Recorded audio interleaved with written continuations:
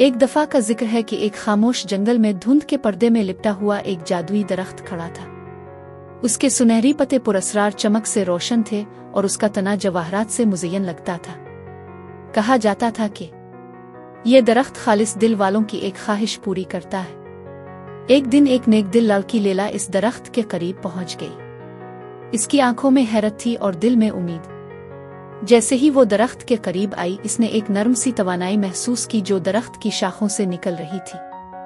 درخت کی قدیم لیکن میٹھی آواز لیلا کے ذہن میں گونجی، اپنی خواہش بیان کرو نیکی کی بیٹی۔ لیلا نے تھوڑی دیر توقف کیا، پھر دھیمی آواز میں کہا، میں چاہتی ہوں کہ جو بھی تنہا ہو اس کے دل میں خوشی واپس آ جائے۔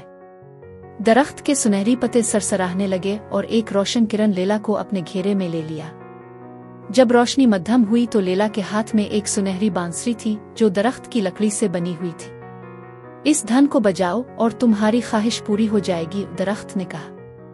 لیلا نے درخت کا شکریہ ادا کیا اور دنیا کو خوشیاں بانٹنے نکل پڑی۔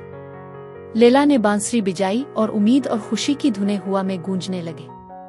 گاؤں جگمگا اٹھے، لوگ ہنسنے لگے اور دلوں کی تنہائی صبح کی دھند کی طرح ختم ہو گئی۔ جادوئی درخت کا تحفہ دنیا کو بدل چکا تھا۔